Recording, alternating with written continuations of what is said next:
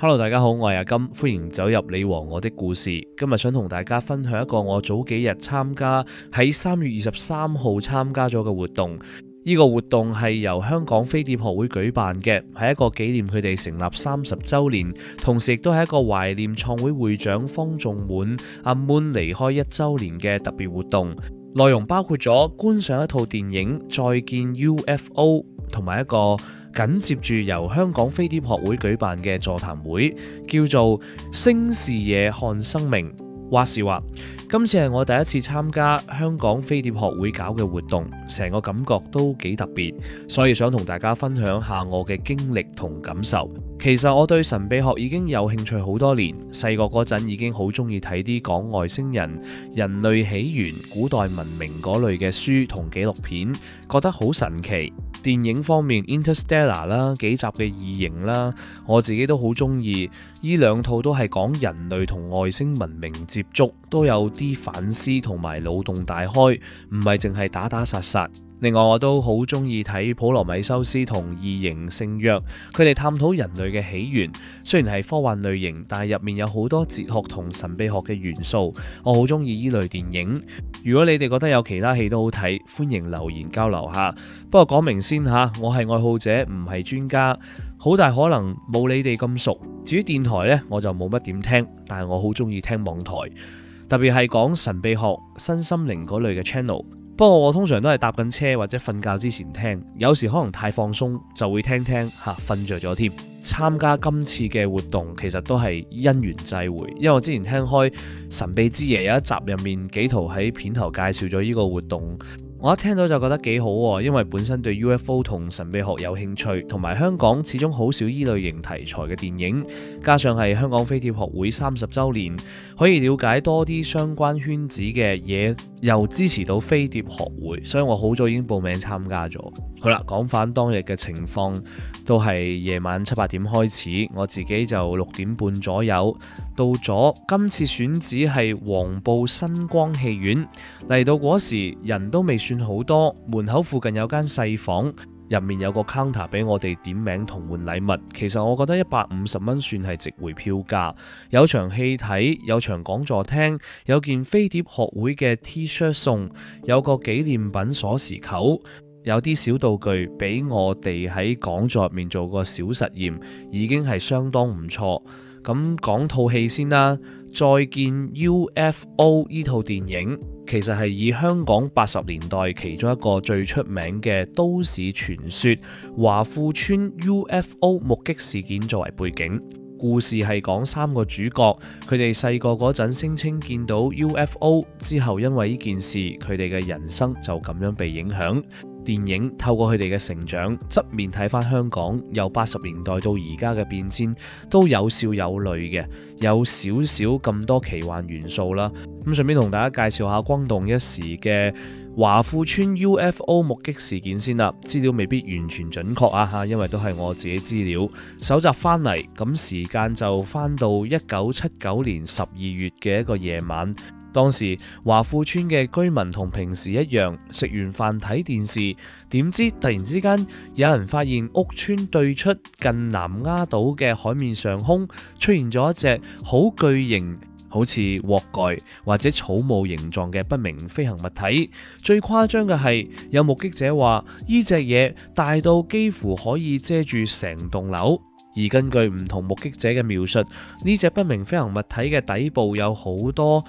盞彩色嘅燈，紅黃綠藍咁不斷旋轉同閃，而且係冇聲嘅。呢個情況維持咗幾分鐘之後，個不明飛行物就高速飛走咗，消失喺夜空入面。呢單嘢最驚人之處係唔止1、2個人見到，據報當時有數百個居民，由細路仔到阿伯阿婆都走出走廊，喺窗邊一齊指住個天，議論紛紛。後來有小朋友事後畫翻低佢見到嘅畫面，畫中嘅飛碟同大人嘅描述幾乎一模一樣。呢件事之後，其實喺1980年同1985年都有再發生，目擊者嘅描述同1979年嘅都吻合，所以令到呢個傳說更加繪形繪聲。有住喺華富村嘅居民講過，佢當時啱啱瞓醒，去廁所期間感覺到一陣地震，於是跑出走廊，發現好多街坊都抬頭望。佢一抬頭就見到華泰樓上方被一個巨型黑色物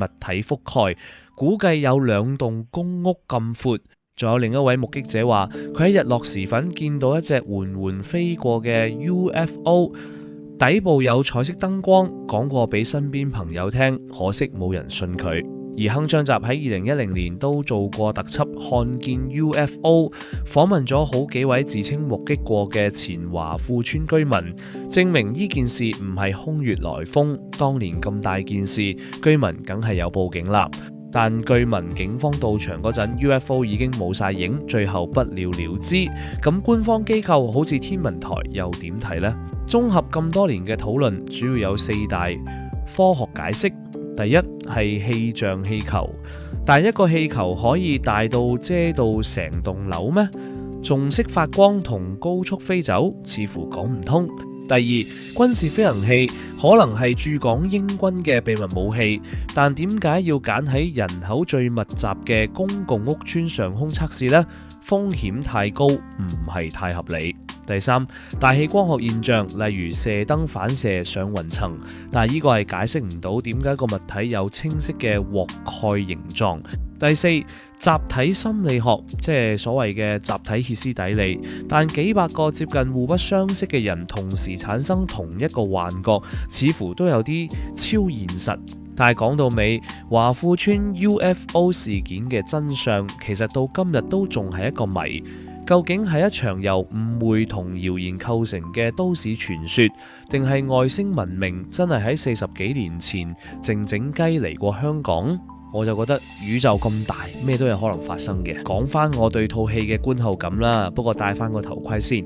我唔係咩影評人，我只係一個普通觀眾，純粹講下自己嘅感受。整體嚟講呢，我覺得套戲係好睇嘅，內容好充實，演員都交到戲，唔會令人睇下出咗戲。但係如果講到主題，我覺得成部電影其實只係以 UFO 作為引子，主軸反而係講香港80、90年代嘅輝煌同變遷。UFO 嘅元素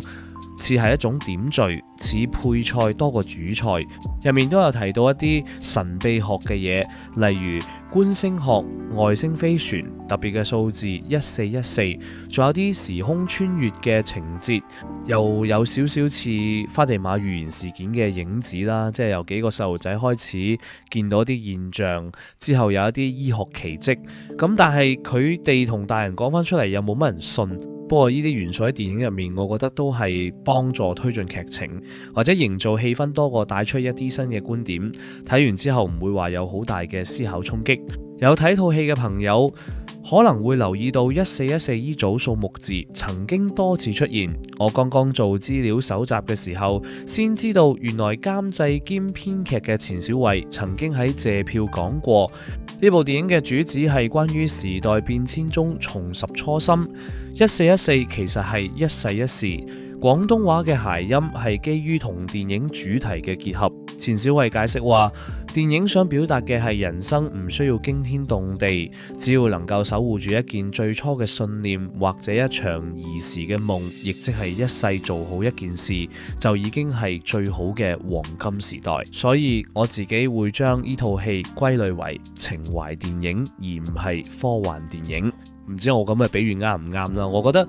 再見 UFO 可以話係 UFO 版嘅金雞。金雞入面，吳君如用娛樂性行業做主軸，帶出香港幾十年嘅變化；而再見 UFO 就係用華富村 UFO 事件做引子，